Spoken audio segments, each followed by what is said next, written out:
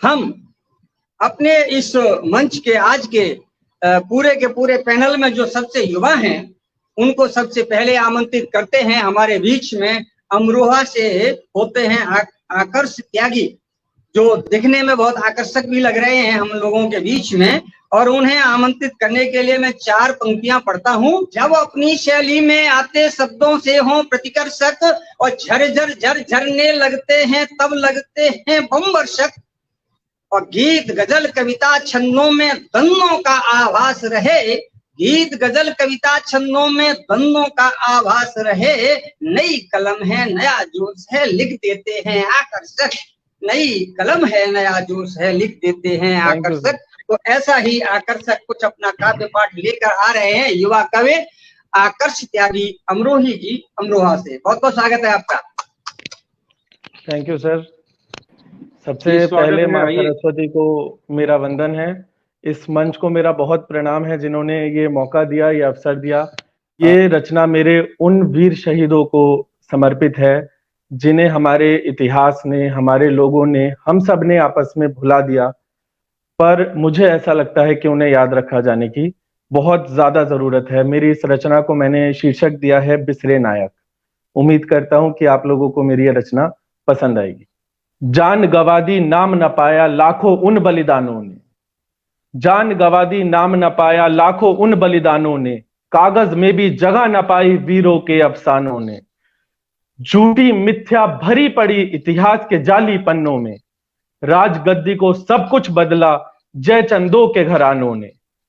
शिवा मराठे नहीं पढ़ाए लालची मिथ्याकारों ने, भाल भुलाया राणा का सत्ता के चाटुकारों ने।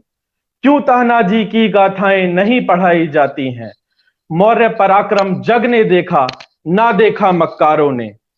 गुरु के साहिबजादों को क्यों याद किया ना गया कभी, शीशगंज के निर्मम सत्य से जनता क्यों अनभिज्ञ रही। विजय की 210 गाथाएं रक्त सज्ज बलिदान कथा, संभाजी की निर्मम हत्या क्यों ही कलम से दूर रही। क्यों नहीं पढ़ाया मतीदास भाई को चिरवाया आरे से, रुई में लिपटे सतीदास को जलवाया अंगारे से।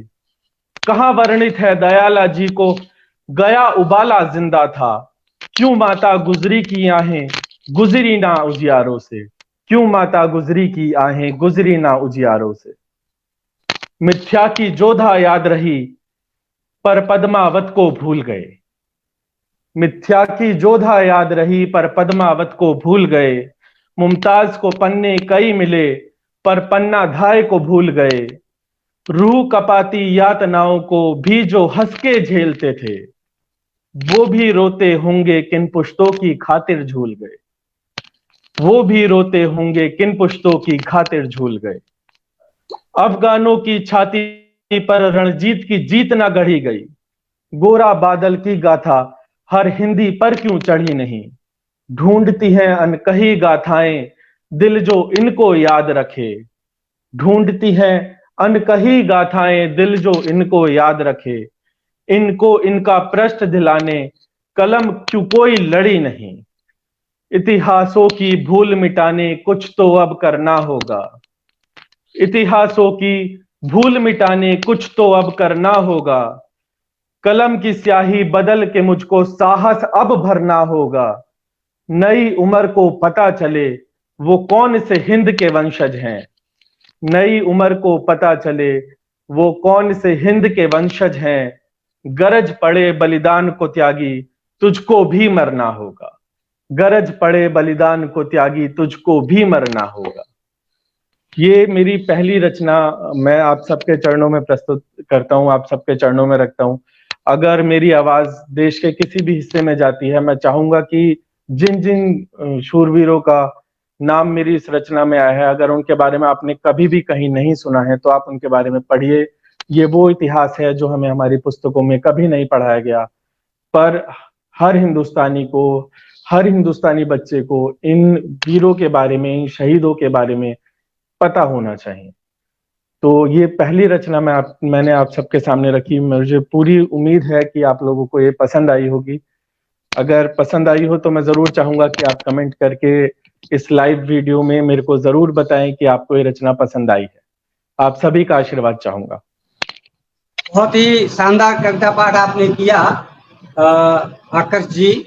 और जैसा कि हम कह रहे थे कि इनके जो शब्द हैं वो जब झरझर झड़ने लगते हैं तो बम की तरह से काम करते हैं। आपने निसंदेह इतिहास को जो लोग भूल बैठे हैं उन लोगों को याद दिलाने की कोशिश की, और आपका जो प्रयास है वो बहुत सफल रहा। और इसी तरह से आप लिखते रहिएगा। निश्चित रूप से आगे आने वाले समय में आपकी कलम और भी धारदार होगी, और धारदार कलम जैसे जैसे होती जाएगी वैसे वैसे अपनी जागृति का काम और करेगी।